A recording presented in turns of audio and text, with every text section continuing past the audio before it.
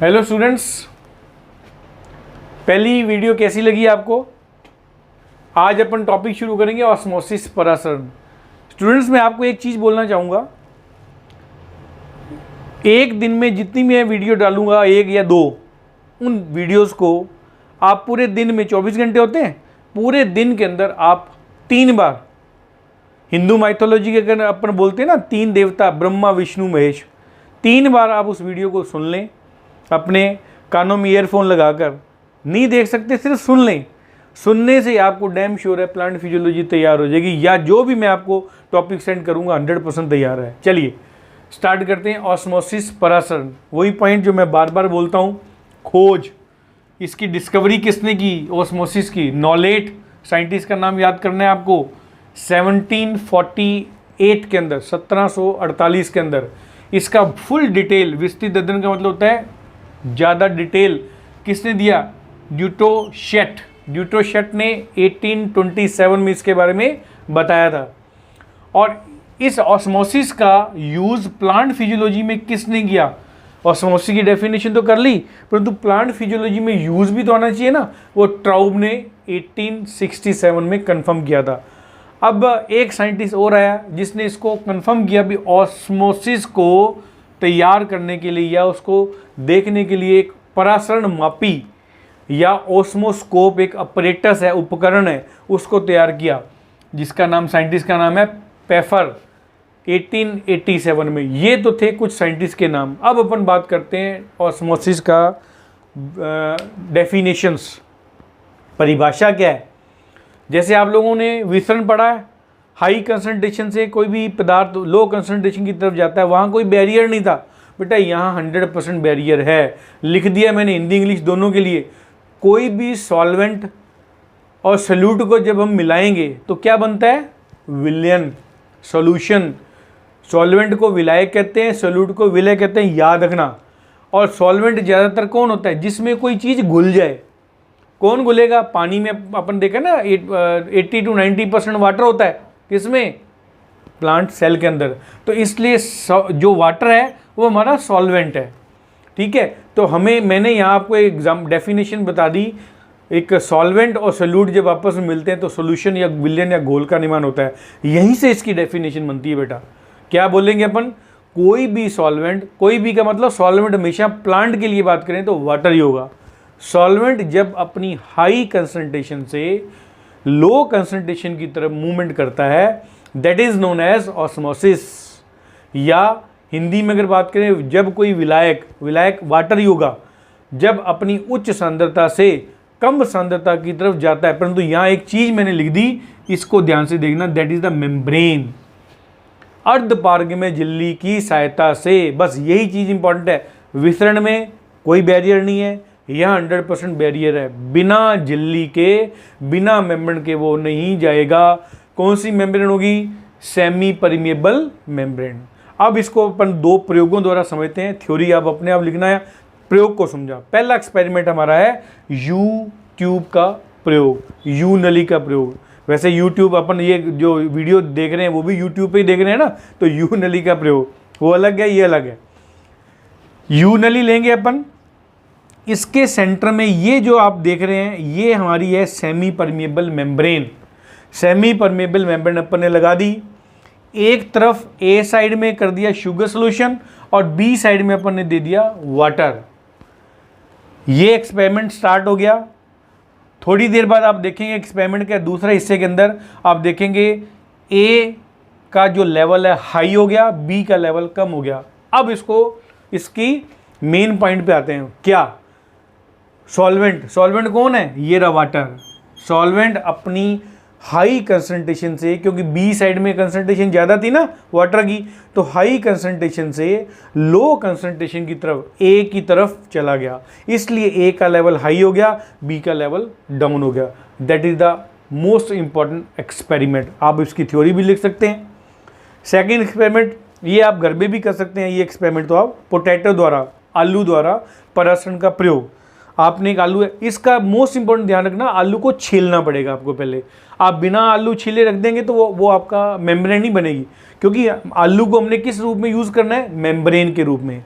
तो हमने आलू को छील लिया अच्छी तरह, छील कर इस प्रकार सेंटर में कैविटी बना दी और कैविटी बना के उसको हमने पानी में एक डिश के अंदर रख दिया और यहाँ बाहर पानी भर दिया। हमने यहाँ रंगीन पानी वर्ड लिखा है, रंगीन पानी इसलिए भरा ताकि अपने को पता लग जाए, क्योंकि वो पानी हाई कंसंट्रेशन से लो कंसंट्रेशन की तरफ, वही पॉइंट, ये जो आलू है वो तो बन गया हमारा झिल्ली और यहाँ ये पानी बन गया हमारा शुगर सोल्यूशन। तो यहाँ से पानी निकलकर इस कैविटी में पहुँच जाएगा। तो ये डायग्राम आपके सामने लिख दिया। एक्सपेरिमेंट से पहले, प्रयोग से पहले लेवल क्या था, ये लेवल था। थोड़ी देर बाद 2 घंटे, 3 घंटे, 4 घंटे, सो ऑन, वो जितना टाइम लेगा, नो आइडिया।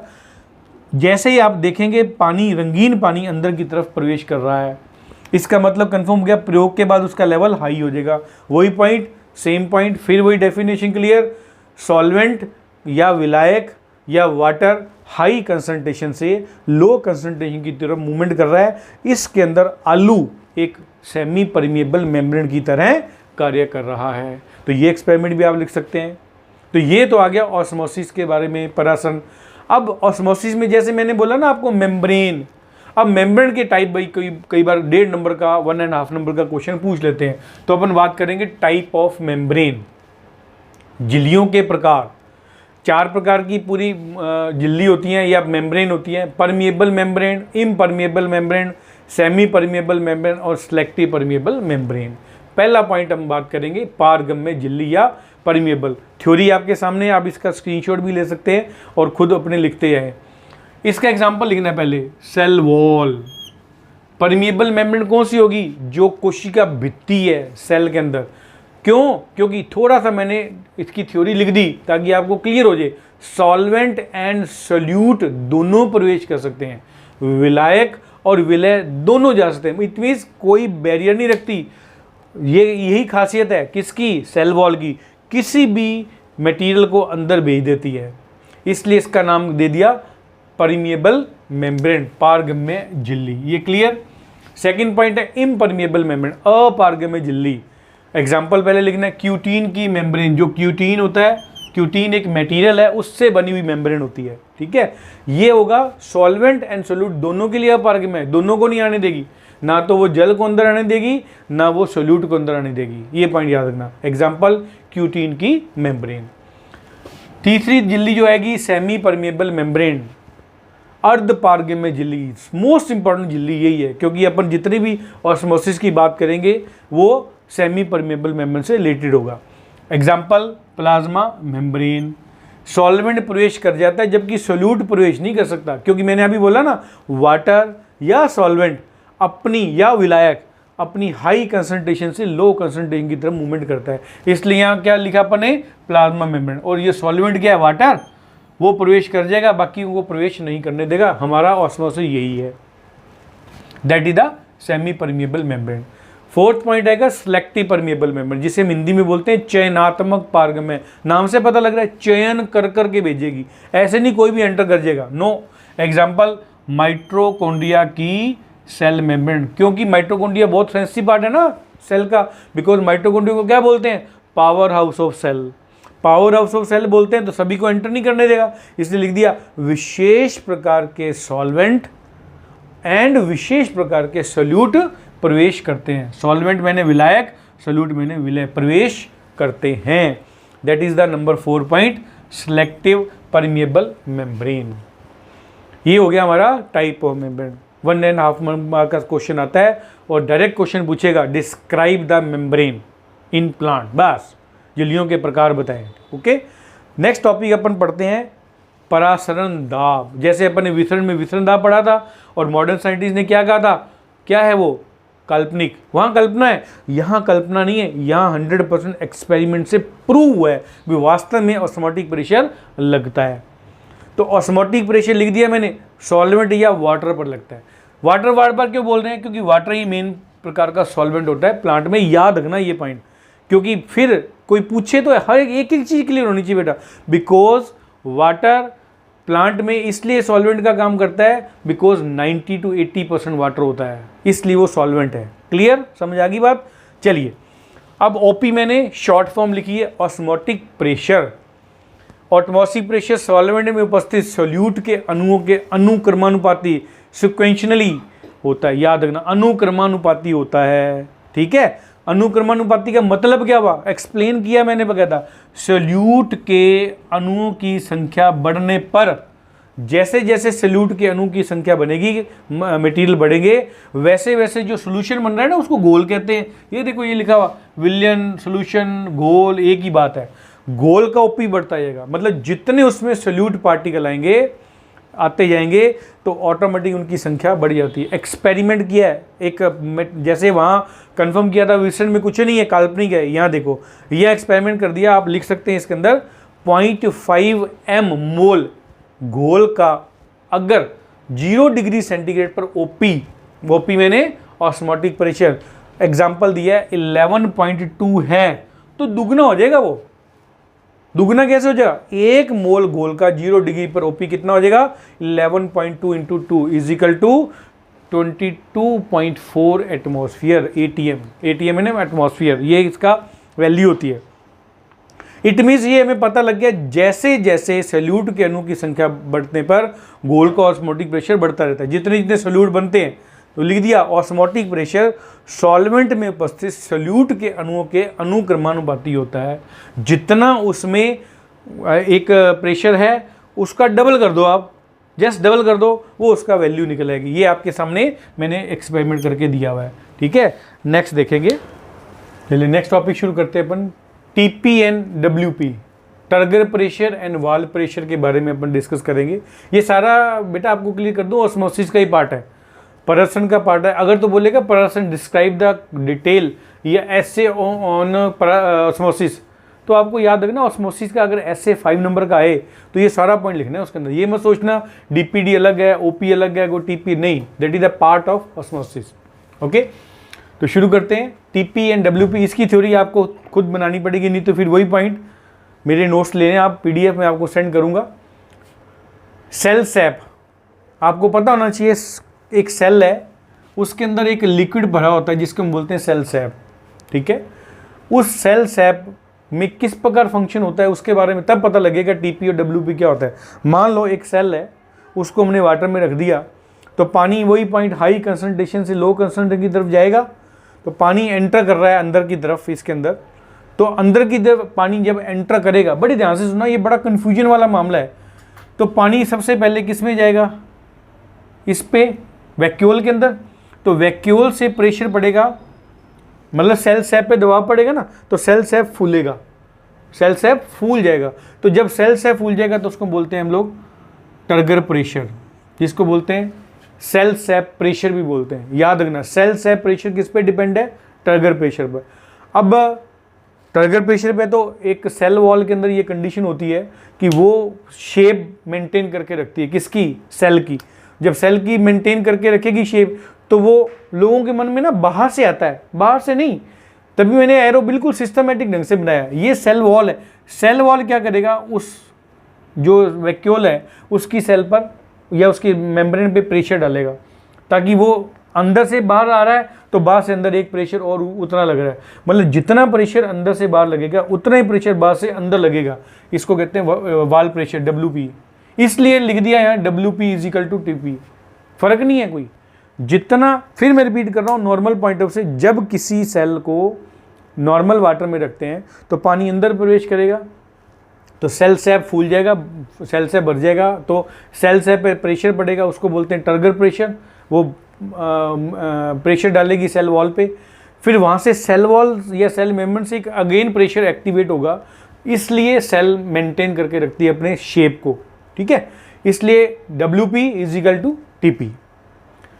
आई थिंक आपको समझ आ गया होगा। नेक्स्ट पॉइंट, DPD विसरण दाब न्यूनता, ये भी एक ऑस्मोसिस का पार्ट ही है।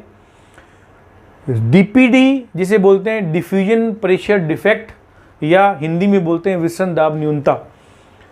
नॉर्मल साइंटिस्ट को चूषण दाब भी कहते हैं, इस पॉइंट को ध्यान रखना। चूषण दाब क्यों बोलते हैं, सक्शन प्रेशर, इंग्लिश में इसका नाम है सक्शन प्रेशर या चूषण दाब। और लिख दिया मैंने चूषण दाब के बारे में, क्यों कहते हैं, पानी की कमी की मांग को, मतलब जब सेल में पानी की डिमांड है, पानी की कमी है और मांग है, वो पानी लेना चाहता है, उसको हम बोलते हैं cell sap, SP, suction pressure. और यहाँ मैं एक छोटे छोटे पॉइंट लिख रहा हूँ, अगर यहाँ समझ नहीं आएगा तो न्यूमेरिकल बेस पे आपको समझ आएगा। प्योर वाटर में डीपीडी कम होता है, प्योर वाटर में मतलब कुछ नहीं है, कोई उसमें अपना सॉल्यूट पार्टिकल नहीं है, केवल प्योर है, तो उसमें डीपीडी बिल्कुल कम है, ना के बराबर या बिल्कुल कम है। अब नेक्स्ट पॉइंट देखें, जैसे जैसे जल में कुछ सॉल्यूट विलय मिलाते हैं, जो जल में घुल जाए, जल में घुलेगा तो क्या होगा, सॉल्यूशन बनेगा, घोल बनेगा। तो जैसे जैसे उसमें मिलाते हैं, सॉल्यूट में पदार्थ मिलाते हैं, तो उसकी डीपीडी बढ़ती जाएगी। बहुत ही कंफ्यूजन वाला क्वेश्चन है, मैं फिर रिपीट कर रहा हूँ। डीपीडी प्योर वाटर 100% वाटर है, कोई सॉल्यूट नहीं है, कोई विलय पदार्थ नहीं है, तो उसकी डीपीडी कैसे होगी, कम होगी। जैसे हमने पानी डाला, पानी के अंदर कुछ डाला विलय, मान लो अपने प्योर वाटर है, उसमें जैसे नमक या कोई अपने शुगर डाल देते हैं, शुगर मतलब एक विलय हो गया ना, घुलेगा, तो उसकी डीपीडी, पानी की डीपीडी बढ़ती जाएगी। ये पॉइंट याद रखना, ठीक है। अब यहाँ लिख दिया, किसी घोल मतलब सॉल्यूशन में डीपीडी कम से अधिक की तरफ गमन करती है, कम से अधिक की तरफ गमन करती है, इसलिए डीपीडी ओपी के बराबर होती है। ये याद रखना, डीपीडी कम से अधिक की तरफ जाएगी, जहां कम है वहां से अधिक की तरफ मूवमेंट करेगी। कैसे, ये मैं आपको क्लियर कर दूंगा कैसे कैसे उसमें चेंजिंग आता है, इसलिए लिख दिया। और ये भी क्लियर कर दिया, डीपीडी ओपी के हमेशा बराबर होता है, इसलिए डीपीडी बराबर ओपी। जैसे टीपी बराबर डब्ल्यूपी है, ऐसे डीपी बराबर ओपी। अब एक एक पॉइंट को समझते हैं। ये DPD diffusion pressure defect, OP osmotic pressure, turgor pressure, वाल प्रेशर, इसमें समानता क्या है। तो सबसे पहले बेटा ये फार्मूला दिमाग में बिठा लो, नोट कर लेना इस फार्मूले को, डीपीडी बराबर ओपी माइनस टीपी। मतलब डीपीडी, ओपी, टर्गर प्रेशर, वाल प्रेशर को वैज्ञानिकों ने एक फार्मूले में एक्टिवेट किया है, जिसको बोलते हैं डीपीडी बराबर ओपी माइनस टीपी, या डब्ल्यू भी लिख सकते हैं, क्योंकि मैंने साथ में लिख दिया टीपी बराबर डब्ल्यू। अब अलग अलग सेल में इसके पॉइंट पढ़ेंगे अपन। पहला पॉइंट क्या है, पूर्ण सफेद कोशिका में, मतलब ऐसी सेल पूरी टर्जिट है। टर्जिट का मतलब क्या होता है, फूली हुई, पूरी तरह फूली हुई है, मतलब अब उसके अंदर पानी की जरूरत नहीं है, जितना ना था, इसलिए लिख दिया इसमें ओपी टीपी का मान बराबर होता है। और लिख दिया ओपी बराबर 12 और टीपी बराबर 12। तो मैंने इसमें खुद करके बताता हूँ आपको, 12 माइनस 12 इज इक्वल टू, यहाँ लिख देंगे डीपीडी इज इक्वल टू 0। जब डीपीडी 0 होगी तो अपन लिख सकते हैं क्या, पूरी तरह सफेद टर्जिड सेल, और लिख देंगे पानी प्रवेश नहीं करेगा, नहीं करेगा। क्यों, क्योंकि डीपीडी इसकी कितनी होगी, 0। क्यों 0 है, क्योंकि ओपी और टीपी बराबर हो गया, अब जरूरत ही नहीं है, फुल टर्जिड होगी cell. Number 1 point. Number 2 point क्या है, श्लथ सेल। श्लथ सेल में क्या अपन पढ़ते हैं, फ्लैसिड सेल बोलते हैं इंग्लिश में इसको, ठीक है। फ्लैसिड सेल में क्या होगा, ओपी प्रेजेंट है बट अभी टीपी की शुरुआत नहीं, क्योंकि श्लथ है ना, श्लथ मैंने पिचकी हुई, नॉर्मल भाषा में समझे, पिचकी हुई है, पानी अभी प्रवेश करेगा उसके अंदर, अभी कुछ नहीं हो रहा, नॉर्मल है, ठीक है, पिचकी हुई है पूरी तरह, इसलिए लिख दिया ओपी बराबर 6। तो टीपीडी 0 है, क्योंकि पानी तो गया ही नहीं ना। टीपी कब आएगा, जब पानी एंटर करेगा, जब पानी एंटर करेगा तब डीपीडी की कोई ना कोई वैल्यू बनेगी। तो अब इसकी वैल्यू इसमें पुट कर दो, 6 माइनस 0, तो लिख देंगे यहाँ DPD is equal to 6। DPD 6 आ गया, तो यहाँ एक जैसे यहाँ टर्जिट सेल लिखी थी ना, यहाँ लिख देंगे फ्लैसिड सेल, और जैसे लिखा था पानी प्रवेश नहीं करेगा, यहाँ लिखेंगे वाटर प्रवेश करेगा। क्यों करेगा, क्योंकि सेल हमारी फ्लैसिड है और डीपीडी 6 वैल्यू है। 6 तो एक एक्सपेरिमेंट है, मतलब डीपीडी की वैल्यू है। डीपीडी अगर 0 होता तो पानी की डिमांड 0 होती। थर्ड पॉइंट, कम श्लथ, मतलब पानी एंटर करना शुरू कर गया। अब पानी एंटर करना शुरू कर गया, पानी एंटर करना शुरू कर गया, तो इसको बोलते हैं लो फ्लैसिड सेल। अब यहाँ लिख दिया टीपी स्टार्ट, जैसे अपन ने लिखा ना टीपी शुरुआत ही नहीं हुई, यहाँ अपन ने लिख दिया टीपी स्टार्ट। टीपी स्टार्ट तो उसके वैल्यू रख देते हैं अपन, ओपी 6 है, टीपी 3 है, तो रख दो वैल्यू उसके अंदर 6 -3, तो लिख देंगे यहाँ dpd is equal to 3, 3 dpd इसमें बन गई, dpd 3 होगी, तो इट मीन्स इसमें पानी, ये भी वही है लो फ्लैसिड, फ्लैसिड तो यहाँ लिख देंगे वाटर प्रवेश करेगा, यहाँ भी पानी प्रवेश करेगा इसके अंदर, क्योंकि अभी पानी dpd है, अभी dpd है, ठीक है, क्योंकि अपने को dpd 0 चाहिए।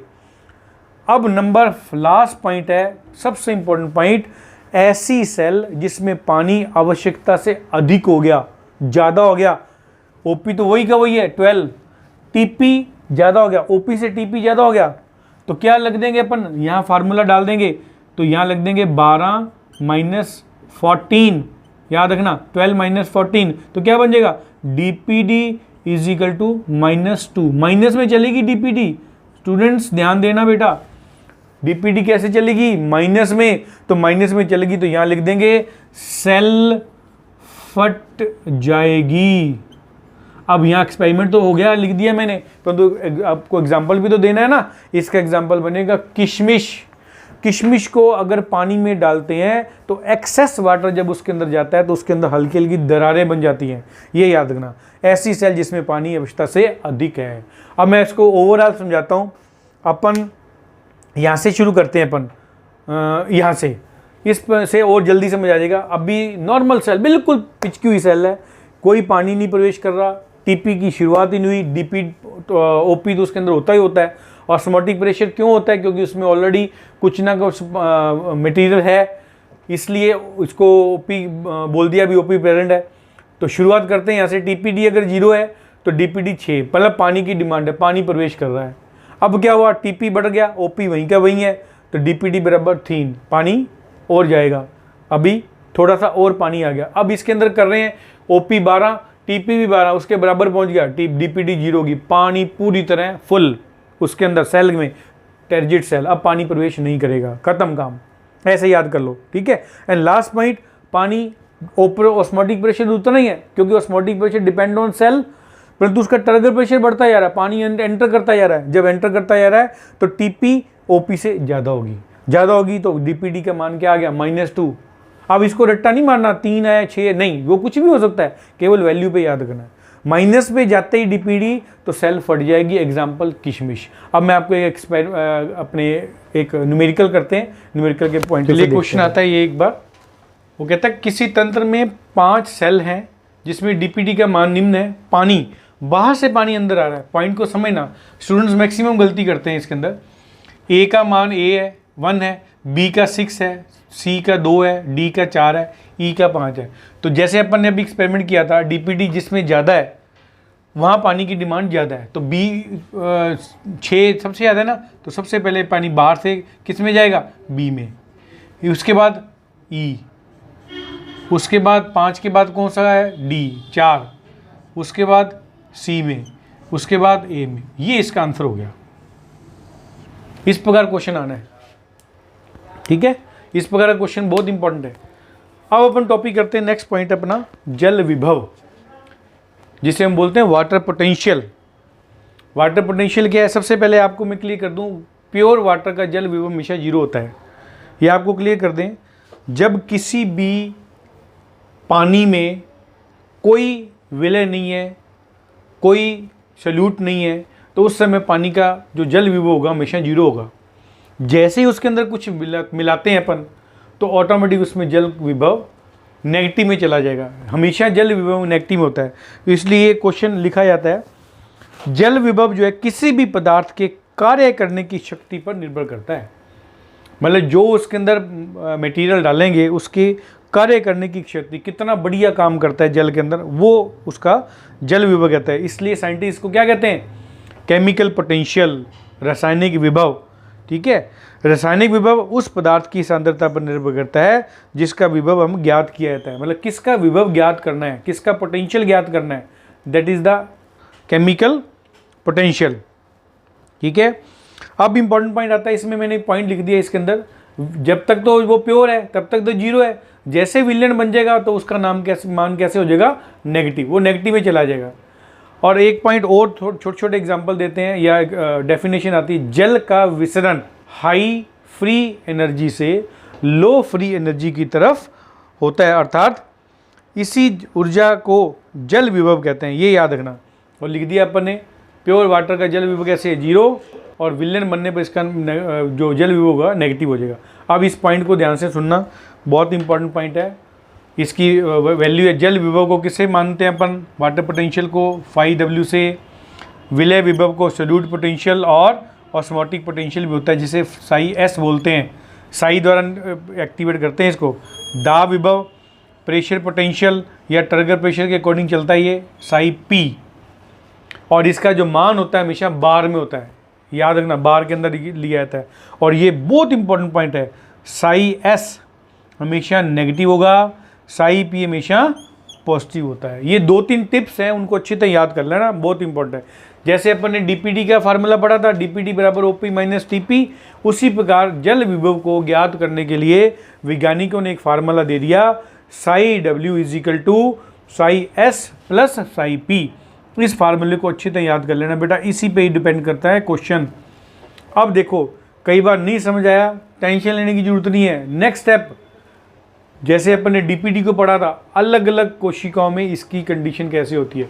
जैसे फर्स्ट पॉइंट अपन बोलते हैं पूर्ण सफेद सेल में, टर्जिट सेल में, जब पूरी तरह सेल फुली हुई है, ठीक है, उसमें यदि ψS का मान -10 बार, मैंने आपको अभी बताया ना ψS माइनस में होता है, और ψP का मान 10, वो पॉजिटिव होगा तो उसको 10 है। तो इसको पुटअप करो वैल्यू, ये देखिए -10 प्लस 10, तो इजिकल टू क्या होगा, ψW इजिकल टू 0, और लिख देंगे यह पूर्ण सफेदी सेल है। तो इसका मतलब पूर्ण सफेद सेल है जिसमें ना तो पदार्थ अंदर आएगा ना बाहर जाएगा, पूरी तरह फुली हुई है, उसमें जो जल विभव का मान हमेशा 0 होता है। सेकंड पॉइंट क्या हमारा, पूर्ण स्थल कोशिका, श्लथ में क्या कहते हैं, फ्लैसिड। फार्मूला लिखते हैं अपन, ψS का मान -10 बार वही रखते हैं। अब इसमें ψP 0 हो गया क्योंकि फ्लैसिड है ना, स्टार्ट ही नहीं हुआ, पिचकी हुई है सेल, तो पिचकी हुई तो इसका फार्मूला लगा दो यहाँ 10 प्लस 0, तो क्या आ जाएगा, ψS is equal to -10, sorry ψW not S, -10। इसका मतलब पानी की डिमांड है, पानी चाहिए इसके अंदर, याद रखना, फ्लैसिड है पूरी तरह, ठीक है। नंबर थर्ड पॉइंट, जीव द्रव्य कुंचित सेल।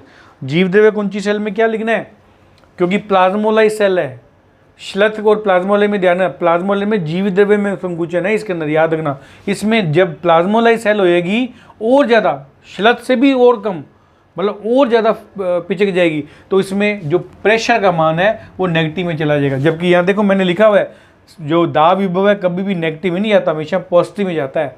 तो प्लाज्मोलाइज सेल इतनी ज़्यादा नेगेटिव चली जाएगी कि वो फटने की कंडीशन में आएगी, इसलिए ψP नेगेटिव में चला जाएगा। लगाओ फार्मूला, ψW बराबर वही पॉइंट ψS प्लस ψP, ठीक है। तो -S प्लस -2, तो ये हो जाएगा ψW इजिकल टू -14, इससे भी ज़्यादा, -10 से भी ज़्यादा, इट मीन्स श्लथ से भी और ज़्यादा है, प्लाज्मोलाइज है, ठीक है ना। ये क्वेश्चन बहुत इंपॉर्टेंट बन गया, इससे आपको पता लग गया जल विभव के बारे में। अब क्वेश्चन आता है मोस्ट इंपॉर्टेंट पॉइंट, अगर मान लो किसी तंत्र में, इसी को अपन रिपीट करते हैं, एक तंत्र में ψW जो है -10, इसी को ले लो, और दूसरे में क्या है -14, तो पानी किस से किस में जाएगा, 10 से 14 में, क्योंकि डिमांड इसमें ज़्यादा है ना, पानी की ज़्यादा डिमांड किस में, -14 में, तो 10 से 14 में जाएगा, ये याद रखना, 10 to 14 में जाएगा। ये क्वेश्चन बहुत बार कई बार आया हुआ है।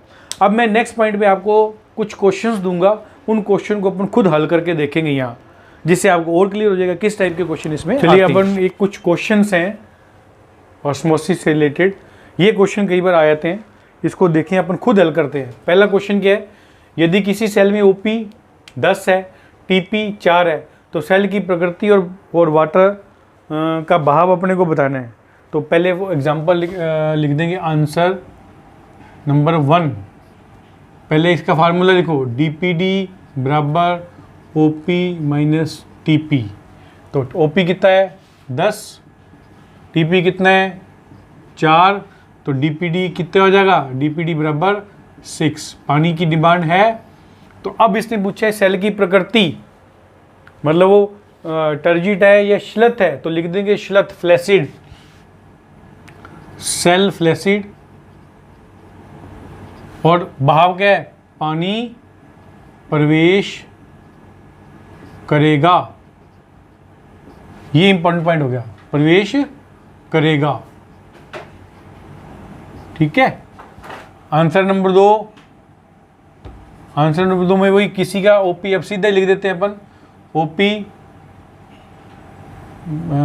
डीपीडी बराबर, ओपी कितना बताया 14 और टीपी कितना है 16 माइनस 16, तो डीपीडी कितना हो जाएगा, डीपीडी इज इक्वल टू -2। इसमें क्या लिखेंगे, सेल फट जाएगी और पानी प्रवेश नहीं करेगा, इसके लिखने की जरूरत नहीं, पानी सेल ही फटेगी। ठीक है, यहाँ पॉइंट याद रखना। क्वेश्चन नंबर 3, आंसर 3, यदि किसी सेल में ओपी 10 टीपी 10 तो डीपीडी बराबर 10 माइनस 10, तो डीपीडी बराबर कितना हो जाएगा 0।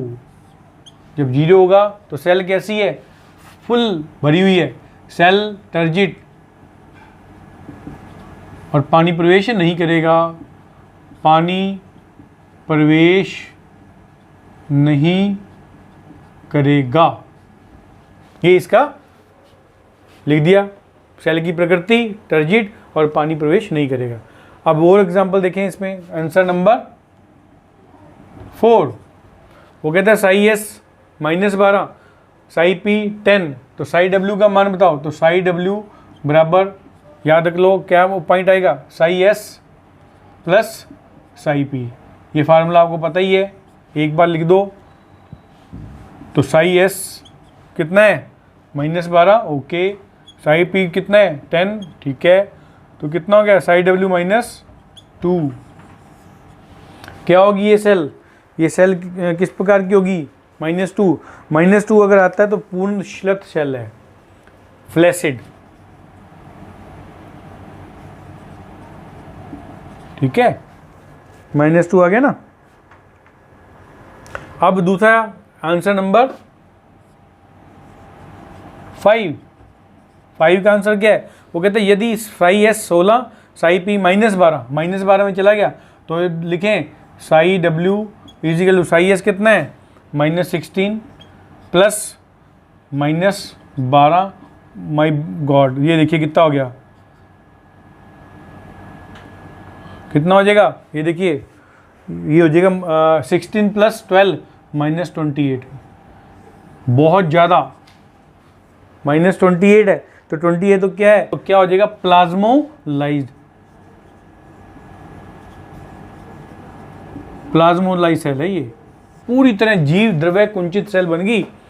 एंड नेक्स्ट क्वेश्चन क्या रहा है, आंसर नंबर 6 पे क्या बोल रहा है, इसने सिंपल वर्ड बोला है, यदि तंत्र में 2 सेल है, यही बना देते हैं, एक ही बात है, 2 सेल है, ठीक है जी, एक सेल का मान कितना है -15, ओके, दूसरे का मान कितना है -18। अभी आपको करवाया था मैंने, कैसे जाएगा पानी 15 से 18 की तरफ,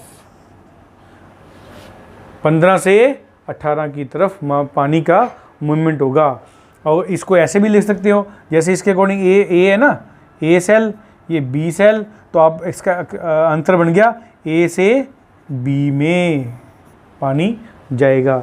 इस प्रकार के क्वेश्चन भी आते हैं। नेक्स्ट स्टूडेंट्स, अंतः परासरण, एंडोस्मोसिस, बाह्य परासरण, एक्सोस्मोसिस, जीव द्रव्य कुंचन, प्लाज्मोलाइसिस क्या है और कौन कौन से सॉल्यूशन उसमें काम आते हैं। जैसे इसमें लिख दिया एंडोस्मोसिस, एक्सोस्मोसिस और प्लाज्मोलाइसिस प्रोसेस के अंदर 3 सॉल्यूशन इंपॉर्टेंट हैं। अपने को केवल सॉल्यूशन पढ़ेंगे तो ये भी प्रोसीजर हो जाएगा, तो इसलिए चाहे इस प्रकार का क्वेश्चन आए चाहे वो सॉल्यूशन पे क्वेश्चन आए, सेम है दोनों, ठीक है। तो स्टार्ट करते हैं। 3 प्रकार के सॉल्यूशन कौन कौन से होते हैं, isotonic, hypertonic and hypotonic, Hindi English दोनों में है, और कुछ पॉइंट्स भी मैंने दे रखे हैं ताकि आपके नोट्स साथ के साथ बनते जाएं। आइसोटोनिक समपरासरी, लिख दिया। इसमें सेल को रखने पर घोल का ऑस्मोटिक प्रेशर और सेल सेप का ऑस्मोटिक प्रेशर, ओपी में ना ऑस्मोटिक प्रेशर सेम रहता है, किसी प्रकार का कोई चेंजिंग नहीं आता उनमें। जब चेंजिंग नहीं आएगा, घोल एक जैसे हैं, तो सेल में भी कोई चेंजिंग नहीं आएगा, ना तो सेल फूलेगी ना सेल पिचकेगी। इसलिए ना तो उसमें एंडोस्मोसिस होगा, ना एक्सोस्मोसिस हो जाएगा, ना ही प्लाज्मोलाइज। तो इसमें इस सेल में आइसोटोनी में कोई प्रोसेस नहीं होता। ठीक है, नेक्स्ट पॉइंट है हाइपरटोनिक, अति पराशरी। इसमें सेल जीव द्रव्य कुंचित हो जाती है, याद रखना। एक्सोस्मोसिस जिसे कहते हैं बाहर, एक्सोस्मोसिस और जीव द्रव्य कुंचन लगभग एक जैसे प्रोसेस है। एक्सोस्मोसिस का मतलब क्या है? बाहर आना। और जितना पानी, बस इतना याद रखना बेटा, ज़्यादा पानी अगर बाहर आ गया तो उसको that is converted into plasmolysis. ठीक है, वो जीव द्रव्य कुंचन में कन्वर्ट हो जाएगी। देखें इसमें वो कहते हैं अगर अति पराशरी या हाइपरटोनिक सोल्यूशन में किसी कोशिका को रख दिया जाए तो वो सेल जीव द्रव्य कुंचित हो जाती है, अर्थात उसमें एक्सोस्मोसिस की क्रिया होती है। क्यों?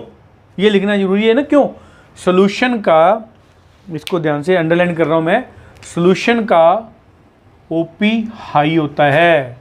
जब किसी भी सॉल्यूशन का ओपी हाई होगा, सेल का ओपी कम होगा, ऑस्मोटिक प्रेशर कम होगा, तो सेल से वाटर क्या करेगा? कम आउट, बाहर आ जाएगा। जब बाहर आ जाएगा उस प्रोसेस को कहते हैं एक्सोस्मोसिस। ज़्यादा बाहर आ गया तो प्लाज्मोलाइज सेल हो जाएगी, हाइपरटोनिक सॉल्यूशन। थर्ड पॉइंट है हाइपोटोनिक सॉल्यूशन, अति पराशरी हो गया, सॉरी हाइपोटोनिक में क्या करेंगे? अल्पराशरी। इसमें अगर किसी सेल को रखते हैं तो सेल फूल जाती है। ये देखिए, इस पॉइंट को याद रखना, सेल क्या करेगी? फूल जाएगी। क्यों? पता होना चाहिए ना क्यों फूलेगी, कारण क्या? सॉल्यूशन का ओपी ऑस्मोटिक प्रेशर लो होता है, जबकि सेल का ऑस्मोटिक प्रेशर ज़्यादा होता है। तो उस समय क्या होगा? जब सॉल्यूशन का ऑस्मोटिक प्रेशर लो होगा तो पानी अंदर प्रवेश करेगा, तो सेल वाटर जो है सेल के अंदर प्रवेश करेगा। इस प्रोसेस को क्या कहते हैं? एंडोस्मोसिस। तो तीनों प्रोसेस आपके क्लियर हुए, एंडोस्मोसिस, एक्सोस्मोसिस एंड प्लाज्मोलाइसिस। ठीक है, ये भी 1.5 नंबर का या 3 मार्क्स का, 5 मार्क्स का क्वेश्चन ये अलग से नहीं पूछेगा। अब last and most important question, बहुत बार आया ये टॉपिक, इंपॉर्टेंट ऑफ ऑस्मोसिस। परासरण का महत्व क्या है? क्या इतना लंबा चौड़ा अपन ने पढ़ा तो उसका महत्व कहीं ना कहीं तो होगा ना, रोज़मर्रा की ज़िंदगी में भी है और वैसे प्लांट में भी है। देखो एक एक पॉइंट को पढ़ते आते हैं, मैंने पॉइंट्स लिख दिए ताकि आपके नोट्स में प्रॉब्लम ना आए। आप एक एक पॉइंट आ जाएंगे ना तो आप नोट्स पूरा बना लेंगे। पहला पॉइंट क्या? रूट हेयर द्वारा सॉइल से वाटर ऑब्जॉर्प्शन, मतलब अपन लिख सकते हैं इस प्रोसेस द्वारा कोई भी प्लांट अपने रूट द्वारा मिट्टी से, सॉइल से वाटर का ऑब्जॉर्प्शन व पानी का अवशोषण कर सकता है, पहला पॉइंट। दूसरा पॉइंट, सेल में ग्रोथ, शॉर्ट पॉइंट, तो लिख सकते इस प्रोसेस द्वारा, ऑस्मोसिस द्वारा सेल में होने वाली ग्रोथ होती है। नेक्स्ट पॉइंट लिखेंगे सेल में मूवमेंट, तो जो कोशिकाओं सेल में या कोशिकाओं में गतियाँ होती हैं, मूवमेंट होती हैं, वो किसके द्वारा होती है? ऑस्मोसिस की प्रक्रिया द्वारा। फोर्थ पॉइंट है प्लांट में ड्राउट्स एंड फ्रॉस्ट, मतलब शुष्कन, मतलब शुष्कता आती है, और हिमीकरण, हिंदी में कहते हैं हिमीकरण, मतलब जब गर्मी और सर्दी के मौसम में के प्रति प्रतिरोधक, रेजिस्टेंस पावर का काम करेगा। ना तो ज़्यादा गर्मी में मरने देगा, ना ज़्यादा सर्दी में इसको मरने देगा, क्योंकि प्रोसेस होता है ऑस्मोसिस। अब लिख दिया मोस्ट, ये नॉर्मल। फ्रेश वाटर वाले प्लांट और एनिमल को समुद्र में रखने पर इस क्रिया द्वारा चेंजिंग, क्या चेंजिंग? सुने, फ्रेश वाटर वाले प्लांट जिसे हम हिंदी में कहते हैं अलवणीय जल के प्लांट, पौधों और जंतुओं को यदि समुद्र में ट्रांसफ़र कर दिया जाए तो प्लांट मुरझा जाएंगे और एक समय के बाद डेड हो जाएंगे, और एनिमल तुरंत डेड हो जाएंगे जैसे उसको समुद्र में रख दे। किस वजह से? परासरण की क्रिया द्वारा। नेक्स्ट, घरों में जैम जेली बनाते हैं, जैम जेली मुरब्बा शरबत, उसमें मीठा ज़्यादा क्यों होता है? आज क्लियर हो जाएगा। अधिक चाशनी, ज़्यादा चाशनी क्यों होती है? क्योंकि चाशनी का ओपी अधिक होता है। ऑस्मोटिक प्रेशर जब अधिक होगा तो उसमें किसी प्रकार का बैक्टीरिया, फंजाई अटैक नहीं कर, इसीलिए जैम जेली मुरब्बा शरबत उनमें मीठा ज़्यादा डाला जाता है। नंबर 7 पॉइंट, खरपतवार। खरपतवार पता होना चाहिए, अपन कल्टीवेशन करते हैं ना, जैसे आपका गेहूं का प्लांट लगा दिया अपने बहुत सारे, तो उसमें अनवांटेड प्लांट आए थे जिसको कहते हैं वीड्स, खरपतवार। उनको रिमूव करना होता है, किसान के लिए बड़ी प्रॉब्लम होती है। तो क्या करते हैं, अगर उसको एक बार रिमूव कर दिया तो वापस आ जाएंगे। तो परमानेंट रिमूव करने के लिए उनकी जड़ों में नमक का छिड़काव कर देते हैं। नमक का छिड़काव करने से ऑस्मोसिस की क्रिया द्वारा वो प्लांट पूरी तरह डेड हो जाएगा। नंबर 8 पॉइंट, अचार में अधिक नमक क्यों डालते हैं अचार में? बहुत ज़्यादा नमक डालने से, सेम पॉइंट, जैसे चाशनी का ओपी अधिक होता है ऐसे नमक का ओपी अधिक हो जाएगा, इसलिए अचार बैक्टीरिया और फंगस से कंट्रोल रहता है। देन लू के, ये भी बहुत इंपॉर्टेंट पॉइंट है, ये आप नॉर्मल वे में भी यूज़ कर सकते हैं। लू के समय गर्मियों में मुंह में नमक का टुकड़ा रख दें। लू चल रही है, आपको जाना पड़ रहा है, बाहर जाना जरूरी है, लू बहुत ज़्यादा है, तो आप क्या करें, एक छोटा सा जो नमक का टुकड़ा, पहाड़ी नमक आता है, उसको आप मुंह में ढक रख लें, धीरे धीरे चूसते रहें, किसी प्रकार की लू भी आपको या गर्मी नहीं लगेगी। किसकी वजह से? ऑस्मोसिस की वजह से। Then last and most important point, RBC को जल में रखने पर फट जाती है, सेम पॉइंट, ऑस्मोसिस की वजह से। परासरण की क्रिया द्वारा के कारण अगर आरबीसी को हम जल में रखते हैं तो वो फट जाएगी। ये 10 इसके मेन पॉइंट है ऑस्मोसिस के इम्पॉर्टेंट। ये भी आपका 1.5 या 3 मार्क्स का क्वेश्चन भी कई बार अलग से आया हुआ है। तो स्टूडेंट्स, वीडियो आपको ये सेकंड कैसे लगी इस पे कमेंट जरूर करें। अगर अभी किसी बच्चे ने मेरे चैनल को भी देखा है तो इस चैनल को पहले सब्सक्राइब करें। सब्सक्राइब करने का बेनिफिट है, आपको जो मैं वीडियो देता हूँ आपके पास तुरंत पहुँच जाएगी। बेल आइकन का दबाएं, कमेंट बॉक्स में जाके कमेंट करें, दूसरे स्टूडेंट्स को भी शेयर करें, क्योंकि ये बहुत बेनिफिट है। आपको 30 मिनट की बड़ी मुश्किल से वीडियो बनेगी, अगर आप इसको, मैंने पहले भी बताया वीडियो से पहले, अगर 3 बार सुन लेते हैं कानों में ईयरफोन लगा के, ये टॉपिक कहीं नहीं जाएगा। नोट्स चाहिए आपको, पूरे नोट्स चाहिए कि सर मुझे नोट्स ज़रूरी है, नो प्रॉब्लम, टेंशन लेने की ज़रूरत नहीं है। मेल डालें botany.9@gmail.com, मैं तुरंत आपको PDF नोट्स फॉरवर्ड कर दूंगा, फ्री ऑफ कॉस्ट है, टेंशन लेने की ज़रूरत नहीं है। सेवा है आपके लिए एक कोरोना काल के अंदर। मोबाइल नंबर 9460947720, 9460974720, एनी टाइम कभी भी फ़ोन करें। इनमें से कोई डाउट आ रहा है, क्वेश्चन पूछना है, कंफर्म करें। नंबर टारगेट बना के चलना है, 45 में से 45 हमने लेने हैं। Thank you very much.